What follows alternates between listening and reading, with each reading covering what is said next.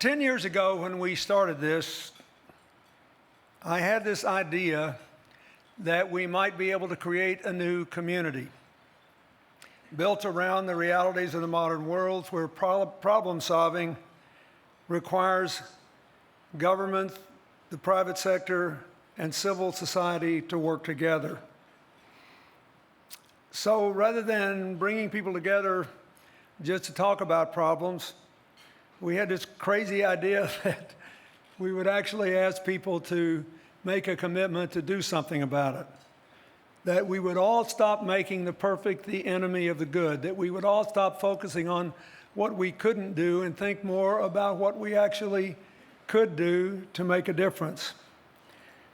And we started holding these meetings. I did not have a clue whether one person, 10 people, 1,000 people would show up. It turned out there was a hunger for this. And now others around the world are beginning to do the same thing. But we've had people working together in every imaginable combination. Last year we issued a report on the results of the first 10 CGIs. And in the later years, now more than 90% of our commitments reflect partnerships that include governments, the private sector, and civil society. This was not how philanthropy or politics or corporate responsibility operated a decade ago. And even today, there are some people who don't understand it or question whether it's a good idea. But if you look at the results, you and your predecessors have produced more than 3,200 commitments across the world that have helped more than 430 million people in more than 180 countries.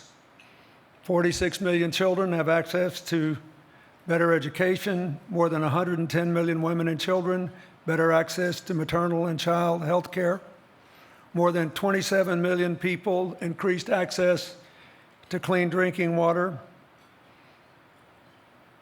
I want to say just a word about one of these statistics because it's really about what the world's embroiled in now. I was very moved this week when Pope Francis said of the millions of refugees in our world, the largest number since the end of World War II, we must not be taken aback by their numbers, but view them as persons, seeing their faces and listening to their stories, and trying to respond as best we can to their situation. Wherever that has happened, good things are happening. The president of the World Bank, Jim Young Kim, just told me that in and around the refugee centers in Turkey, 26% of the new businesses have been started by Syrians. The mayor of Detroit told me yesterday that Detroit and Cleveland were the biggest centers of Syrians in the United States, and he said, "Send them to me. We are working our way out of bankruptcy. We have empty neighborhoods. We have houses to fill. We have a future to build." So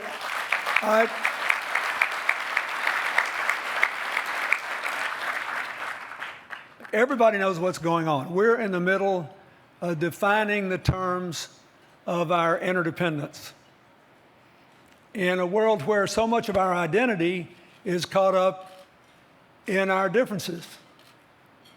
Men, women, adults, children,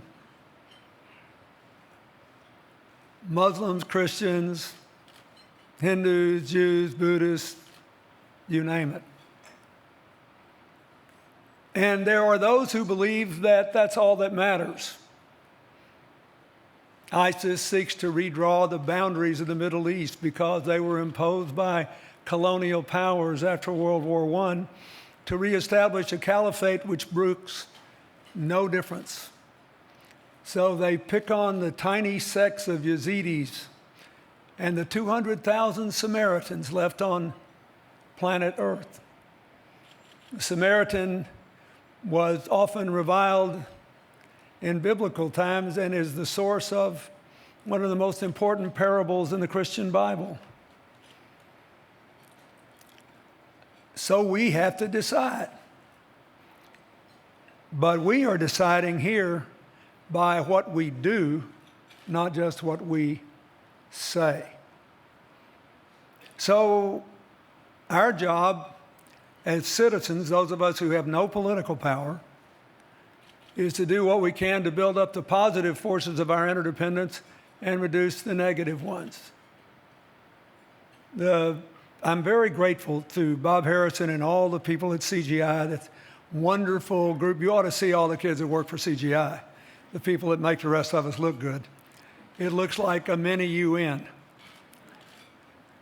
And I think it's a historically fitting thing that our Clinton Foundation has a new president, Donna Shalala, who's out there, who was the Secretary of Health and Human Services for me. Stand up, Donna.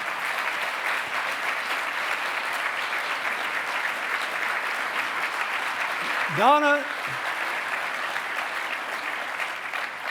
Shalala is a Maronite Christian with roots in Syria and Lebanon. Her family comes from Cleveland, the other big city in America, with a lot of Syrians. We've done pretty well in our country when we thought what we had in common was more important than our interesting differences. And every time we forget it, we get in trouble.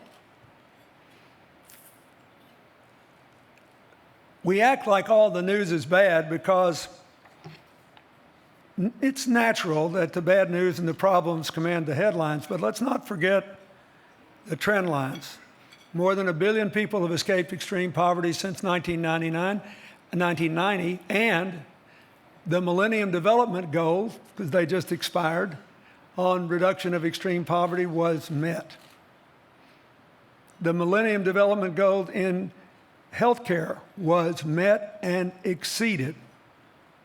The number of people dying of tuberculosis and malaria on all continents has been dramatically reduced. 15 million people with HIV are on antiretroviral treatments today. An explosion. When we started this work in my foundation back in 2002, there were only 200,000 people in non-rich countries anywhere in the world on treatment. 2/3 of them were in Brazil. Most of the rest were in Thailand. Now it's considered an amazing oversight and a failure of the distribution system if anybody anywhere who needs these drugs to stay alive doesn't get them. The peace process in Colombia is advancing, something I'm really proud of because we've been working on this for 15 years. And I had a chance to thank the president of Cuba yesterday for hosting these peace talks. And that in itself was progress, that I had a chance to thank the president of Cuba yesterday. Places like Bosnia and Northern Ireland, which were once totally embroiled in violent conflict, for all their challenges, have not returned to violence. The fact that Kosovo has a young female president who is here shows how much progress has been made there. We just celebrated the 20th anniversary of the massacre in Srebrenica in Bosnia, which triggered the NATO action ending the Bosnian War and the ethnic cleansing and leading to the peace conference in Dayton. Things are not perfect there, but nobody's fighting either. The mayor of Srebrenica, in a very moving ceremony, which I was honored to be a part of, is 36 years old. He said, "I am an accidental mayor. We hid in the forest when the killing started. My father was killed, my brother was killed. Every single male member of my high school class was killed. I was the accidental survivor. I have no idea why I was not found. And now I am the mayor." And then he looked at the Prime Minister of Serbia, also under 40, and said, I invited him here, and you should make him feel welcome. We have to make a different future. It was overwhelmingly moving. Are there still problems? Are there still tensions? Yes. But we shouldn't forget about that. I was deeply moved when Thursday night, before the UN voted to embrace the new Sustainable Development Goals, the first commitment to implement them was announced by the Secretary of General, Paul Pullman, the chairman of Unilever, DFID, the British Development Office, involving our foundation's Clinton-Justra Enterprise Partnership, which basically puts very poor people to work distributing consumer goods in remote parts of the world by giving poor women all the goods on consignment and giving them a chance to earn money for the first time in their lives and bringing things to people they didn't have, including healthcare products. So they asked us to continue this, but to add clean water, clean sanitation, and clean cook stoves to take 100 million people out of poverty over the next 10 years to meet the Sustainable Development Goals. It's not all bad news, folks.